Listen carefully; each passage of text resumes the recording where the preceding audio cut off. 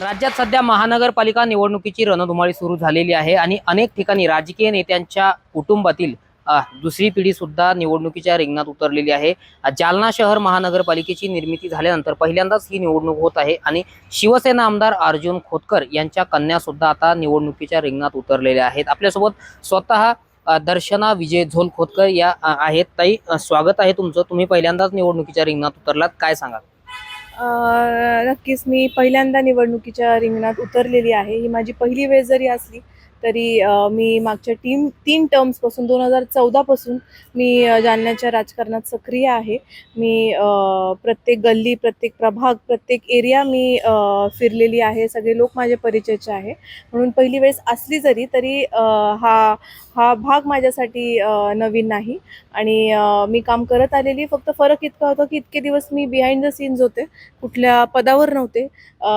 कुठल्या पदाविना मी लोकांचे प्रश्न सॉल्व्ह करायचा प्रयत्न करत होते आणि आज मी डायरेक्ट फील्डवर उतरलेली आहे। तर नक्कीच मला वाटतं मला जी संधी दिलेली आहे, पक्षाने जो विश्वास माझ्यावर टाकलेला आहे, त्याचं मी सोनं करेन। खरं तर जालना शहरात पिण्याच्या पाण्याचा प्रश्न गंभीर बनत चाललेला आहे, गुन्हेगारी मोठ्या प्रमाणात वाढत चाललेली आहे, तुमचं बालपण जालन्यात गेलेलं आहे, या सगळ्या गोष्टी तुम्ही जवळून बघितलेल्या आहे। आता तुम्ही पहिल्यांदा निवडणुकीच्या रिंगणात आहात, यासाठी काही उपाययोजना करणार आहात का?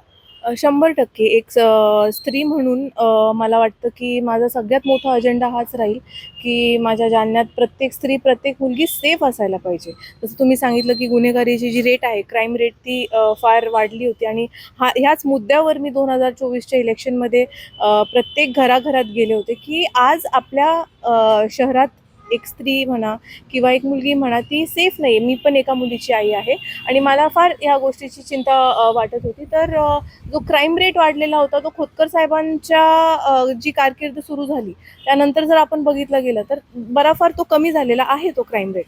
तर तेच मला पुढे न्यायचं आहे। माझा सगळ्यात मोठा अजेंडा तोच राहील, महिलांसाठी, महिलांच्या सुरक्षतेसाठी। आणि तुम्ही पाण्याचा प्रश्न सांगितला, हा मुद्दाही मी माझा चांगला अभ्यास झालेला आहे त्याच्यावर की जे लोक स्वतःला जलसम्राट समजतात किंवा जे क्लेम करतात की आम्ही पाणी जालन्यात आलं, तर त्याचं रिझल्ट काय आहे? लोकांना 15 दिवसातून एकदा किंवा महिन्यातून 1 किंवा 2 वेळेस पाणी भेटत होतं।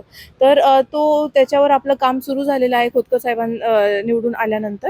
आणि माझं जर डायरेक्ट जर माझ्या प्रभागाबद्दल बोलले तुम्ही, तर माझं विजन माझ्या प्रभागासाठी हे आहे की मला माझा प्रभाग एक आयडियल प्रभाग करायचा आहे, ज्याच्याकडे बघून इतर प्रभागातले जे रिप्रेझेंटेटिव्स आहेत ते बघून इन्स्पायर होतील आणि मला कारण की हे प्रभाग माझ्यासाठी नवीन नाही। आजपर्यंत मी या प्रभागातले बरेच प्रश्न सोडवत आलेली आहे। ह्या एका वर्षात मी जेव्हा 24मध्ये फिरले आणि जे मी नोट डाऊन केले होते की काय काय लोकांच्या मागण्या आहे, तर मी जे लोकांना आश्वासनं दिले ते या एका वर्षात मी खोतकर साहेबांकडून पूर्ण करून घेतलेले आहे। तर नक्कीच त्या बळावर लोक माझ्यावर विश्वास ठेवतील आणि माझं आणि त्यांचं एक विश्वासाचं नातं इथे निर्माण झालेलं आहे। तर मला खात्री आहे की ती माझी साथ देतील। बरं, जालना शहरातल्या ज्या काही समस्या आहेत, याला प्रमुख जबाबदार कोण वाटतं तुम्हाला? काय तुमचं वैयक्तिक मत आहे? बघा, आता निवडणुकीच्या आपण रिंगणात उतरलेलो आहे, तर हे असं टीका टिप्पणी होत राहते। मला वाटते की मला त्यात नाही पडायचं आहे। माझ्या डोळ्यासमोर माझं विजन आहे। मी क्लिअरली माझ्या विजनवर फोकस्ड राहील। कोणी आजपर्यंत काय केलं, काय नाही केलं, ते मागं टाकून मला वाटते की आम्ही नवीन पिढी आहोत, आम्ही ऑनवर्ड लुकिंग, फॉरवर्ड लुकिंग आहोत। तर फक्त आमच्या ध्येयावर आम्हाला लक्ष ठेवायचं। माझा तुम्हाला थेट प्रश्न आहे, लोकांनी तुम्हालाच का मतदान करावं? म्हणजे तुम्ही निवडणुकीच्या रिंगणात काय व्हिजन घेऊन उतरलात, काय तुमचा अजेंडा असणार आहे? जसं मी तुम्हाला म्हटले की ह्या लोकांचे, इथल्या स्थानिक लोकांचे मी पहिल्यापासूनच प्रश्न सोडवत आलेली आहे। त्यांचे काय छोट्यातले छोटे मागणी असतील किंवा मोठ्या मागणी असतील, ते मी साहेबांकडून प्रायोरिटीवर मी ते पूर्ण करून घेतलेले आहे। आणि जसं मी पहिले सांगितलं की माझ्याकडे एक विश्वासाच्या नजरेने ते बघतात आणि माझा प्रत्येक समस्याकडे बघण्याचा एक जो अप्रोच आहे तो अतिशय प्रामाणिक आणि संवेदनशील राहिलेला आहे आतापर्यंत। तर मला वाटते की याच बळावर लोक माझ्यावर विश्वास ठेवतात। बरं, तुमचा प्रतिस्पर्धी कोण आहे? तुम्ही कोणाला प्रतिस्पर्धी मानता आपले? मला काल पण बऱ्याच जणांनी हा प्रश्न विचारला. विरोधकांचा मला विचार करायचा नाही आहे. माझ्याकडे वेळच नाही त्यांचा विचार करायला. मी कामाला लागलेली आहे. मी काय करणार हे लोकांपर्यंत मी पोहोचणार आहे. जसं मी सांगितलं, माझं रोडमॅप रेडी आहे आणि मी ते घेऊन लोकांकडे जाणार आहे. मला कोणाला पाडायचं नाही आहे, त्या हेतूने मी या इलेक्शनमध्ये उतरलेली नाही आहे. माझा जो अजेंडा आहे तो मला लोकांपर्यंत पोचवायचा आहे क्लिअरली, आणि मला वाटतं की फक्त त्याच बेसिसवर मी त्यांच्याशी कनेक्ट करणार. बरं, विजयाचा विश्वास आहे?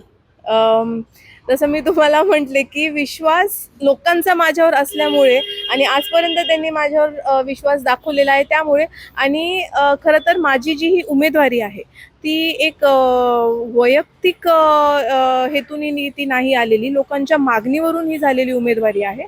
त्यामुळे मला खात्री आहे की लोक माझ्यावर विश्वास. बरं, कुणाचा महापौर होईल जालना महापालिकेत? अजून तर ते काही डिक्लेअर झालेलं नाही आहे वरतून, पण मी आजच्या डेटला याच्यावर कमेंट करायला, मी खूप नवीन पण आहे आणि मी खूप लहान पण आहे, तर हे आपण वरिष्ठांना विचार. नवीन वर्षाची सुरुवात झाली आहे आणि पहिल्यांदाच नवीन वर्षाच्या सुरुवातीलाच महापालिकेची निवडणूक पार पडत आहे. काय तुमचा संकल्प असणार आहे नवीन वर्षाचा? माझा हाच संकल्प आहे की माझ्यावर आज खूप मोठी जबाबदारी म्हणून मी माझ्या उमेदवारीकडे बघते. ही एक अपॉर्च्युनिटीपेक्षा मी एक रिस्पॉन्सिबिलिटी म्हणून बघते, आणि मी फक्त देवाकडे एवढीच प्रार्थना करेल की मला जास्तीत जास्त ताकद आणि पेशन्स द्यावं माझे प्रभागातले प्रॉब्लेम समस्या सॉल्व्ह करायला, आणि माझ्यावर जो विश्वास टाकलेला आहे, मला फक्त माझ्या वरिष्ठांना, माझ्या वडिलांना प्राऊड करायचं आहे माझ्यासाठी. तर नक्कीच आपण पाहतोय की ह्या होत्या शिवसेनेच्या उमेदवार आणि माजी मंत्री शिवसेना आमदार अर्जुन खोतकर यांच्या कन्या दर्शना विजय झोलखोतकर. त्या सुद्धा आता जालना महापालिकेच्या निवडणुकीच्या आखाड्यात उतरलेल्या आहे. लोकांनी जो विश्वास दाखवला त्याला खरं तर सार्थ करून दाखवायचं असा विश्वास जो आहे तो दर्शनाताई यांनी आपल्यासोबत बोलताना व्यक्त केलेला आहे. रामनाथ ढाकणे, TV9 मराठी, जालना.